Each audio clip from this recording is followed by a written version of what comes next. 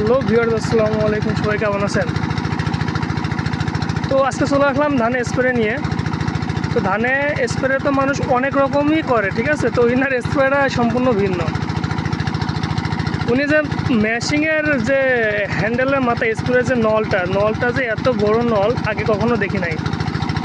আমি নিজেও অনেক আবাদ করি, কিন্তু এত বড় নল দিয়ে আমি কখনো স্প্রে করিনি। তো ইনার স্প্রের ধরনটা দেখে আমি ভিডিও না করে পারলাম না।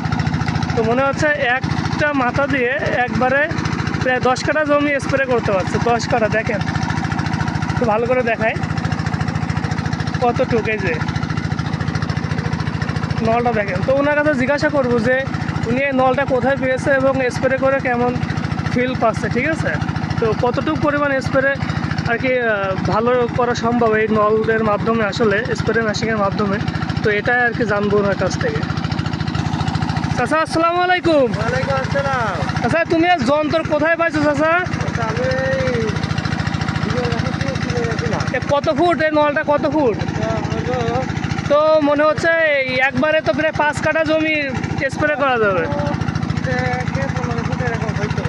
আচ্ছা, তো আপনার জমিটা কতটুকু? 15 কাঠা। ধানে কি স্প্রে দিচ্ছেন? ধানে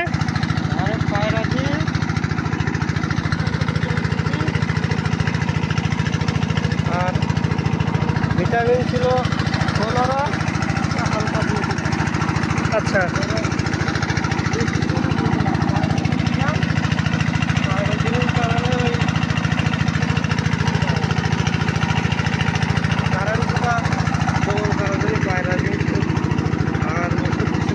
ভালো ছিল। এই মাথাও পায়রা দিয়েছিলাম। তো কিভাবে খাটো করলেন একটু দেখি, একটু বড় করেন তো দেখি। এটা এইভাবে টানলে বড় হবে।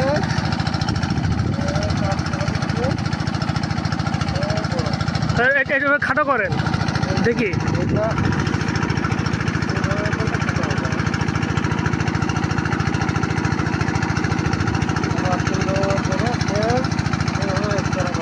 দেখছেন কত বড় নল কতটুকু করে ফেলছে। আসলে আমরা বাঙালি, তো বাঙালির মাথায় প্রচুর বুদ্ধির কোনো শেষ নেই।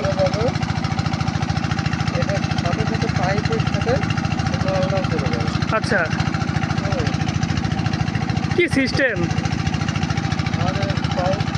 মানে মানুষ এখন কোনো কষ্টই করতে চায় না। যত সহজভাবে আর কি কাজ সম্পন্ন করা যায়, আর কি সমাধান করা যায়, মানুষের কোনো কষ্ট এখন করতে চায় না। কমসে কম 1 ঘন্টার উপর সময় লাগবে, তাই না? এই জমিটার উপরে মিনিমাম 1 ঘন্টা সময় লাগবে। তো উনি দেখলাম যে এই পাশ থেকে গেছে, ওই পাশ থেকে আসছে, ঠিক আছে। তো ওনার 2 বারে 15 কাঠা জমি স্প্রে শেষ। তো আসলে এটা আসলে অনেক সুবিধাজনক একটা স্প্রে মেশিনের সিস্টেম দেখলাম আর কি। তো সকলে ভালো থাকবেন, সুস্থ থাকবেন। আসসালামু আলাইকুম।